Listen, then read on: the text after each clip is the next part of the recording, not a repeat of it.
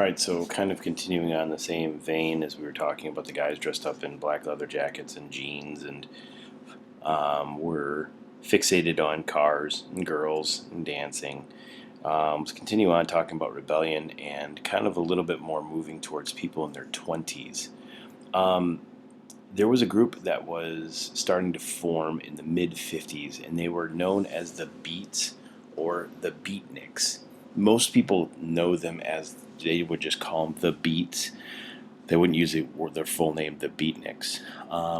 And this was a group of writers who were opposed to materialism and conformity of the age. As many people were telling the teenagers and the early young 20-year-olds to, act a certain way and not question authority, these guys, and, you should accumulate wealth, these guys were the ones that were saying the opposite. They were saying, you do what you want to do, you act whatever way you want to act. Be non-conformist, be non-materialistic, just live off of the land, start to travel, see the world, do what you want to do, don't listen to your parents, don't be told all the time that you have to do this, you have to do that. You be yourself. And that's kind of what they were looking at.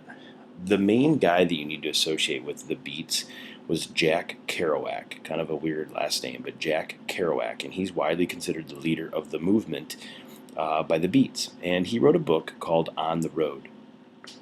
On the Road is basically like, not to be too sacrilegious here, but like the Bible for a beat or a beatnik. And if you read this would be like the book that would grasp your attention. And this was a book about traveling all over the U.S. and experiencing as much as possible. Meaning, basically, like an 18, 19, 20-year-old guy leaves his home on the East Coast and travels towards California, and all along the way experiences all sorts of self-pleasures, and just that he wants to do whatever he wants to do. He just kind of feeds his flesh. Lots of sinning. It's not a great book. I wouldn't recommend the book itself, but it is, like I said, the Bible for those who wanted to live a beat-type life. And here's a picture of Jack Kerouac. Again, that slicked hair that we talked about a little bit that they had in the 1950s. But again, this was who he was. Now, the Beats kind of lay the foundation for something that's going to take place in the 60s. And some of you guys are already thinking ahead, and we'll get to that in just a second. But again, what they were saying is you just experience life. You do what you want to do. You don't have to get a job.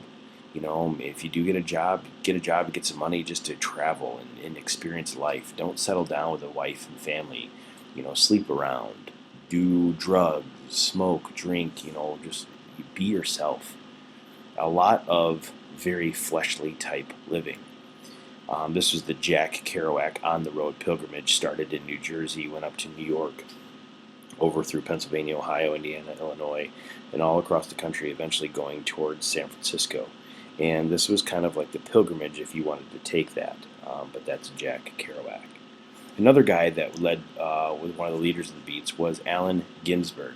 And he wrote a poem called Howl that spoke out against capitalism and spoke out against repression, meaning repression of ideas, repression of personality, repression of kids acting whatever way they wanted to act like.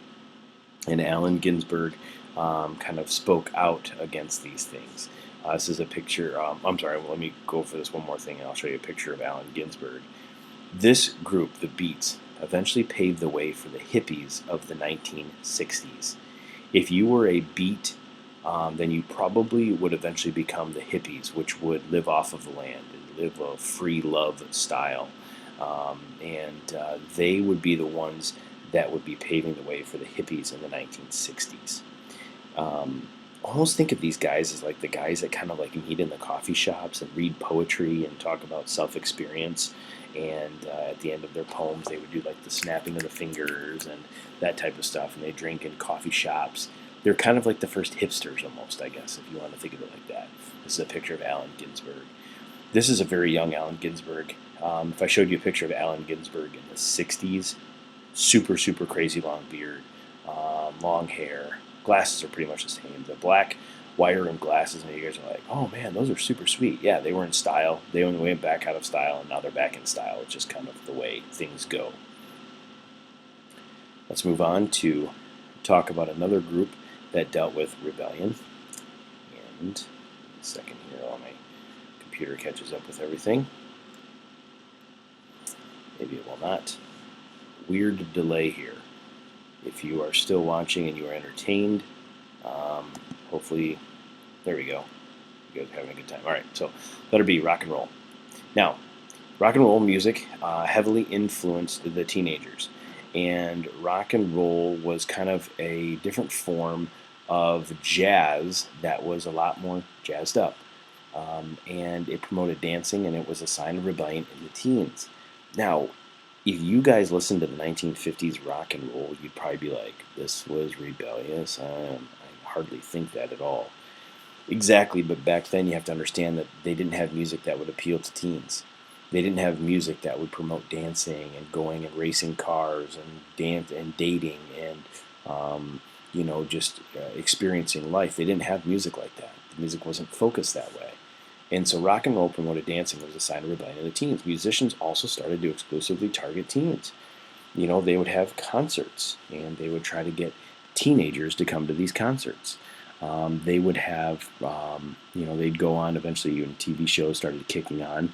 They would go on these TV shows and they would sing their songs. They would sell albums, and this is why you had those pictures of those kids sitting by the jukebox, and they would, hit the records, and they would listen to all sorts of music, and they would go to the record store and pick up records, and that's kind of what happened. And musicians just really started to exclusive target teens, not just advertisers. And Elvis Presley in the 1950s was named the king of rock and roll. Now, I'm sure some of you guys have probably, I'll go back to that so you guys can write that down. Elvis Presley was the king of rock and roll.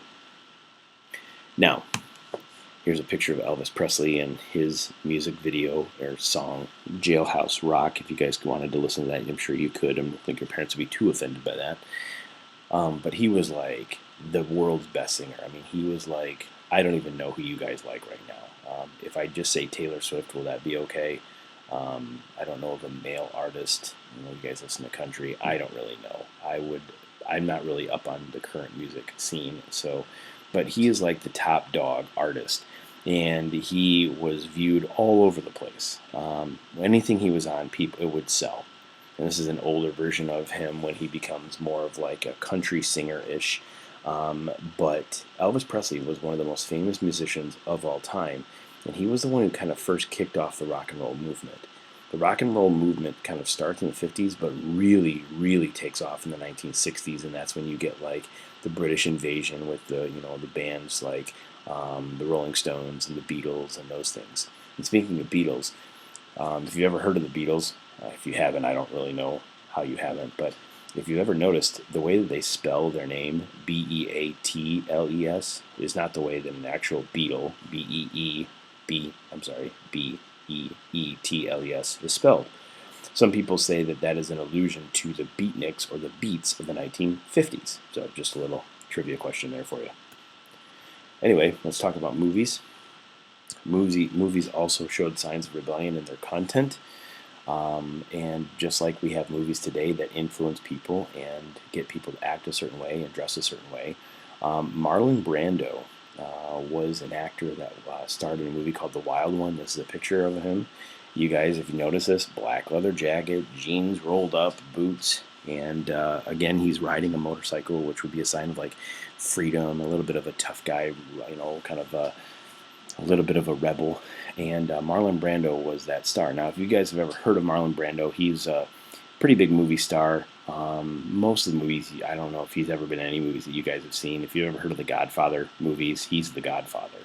But again, he kind of was in this movie, and it was called The Wild One because he was a rebellious guy. He didn't, dropped out of school, did whatever he wanted. Again, these are older films, 1950s films. And then you also had James Dean, Rebel Without a Cause, and you also had Marilyn Monroe. And all three of these individuals really influenced the teens of the day and young adults of the day. And all three of these were kind of considered rebels. Marilyn Monroe, a model who kind of dressed not exactly the greatest, not super modest. But again, she kind of said, hey, listen, I'm going to act this way because I want to. I'm not going to conform to what everyone's telling me how I should act. There's a picture of James Dean there. Again, white t-shirt, black jacket, jeans, and again, he's like the hot superstar of the day. Again, I don't really know what actors and actors that you girls are obsessed with right now. And right now, you're all saying the person's name, and I'm rolling my eyes and saying I can't believe that. But he is basically like the heartthrob during the 1950s, and Marilyn Monroe would have been the heartthrob for men. We'll stop here at TV because don't really have a ton of time to get through this one, and so we'll stop here and then we'll finish up our chapter tomorrow. And then don't forget, you're going to have some quizzes this week, over 19, and those will be on Google Forms. If you have any questions, please, by all means, let me know. Hopefully you guys are taking good notes because you'll be able to use them for your tests and your quizzes. Have a good afternoon.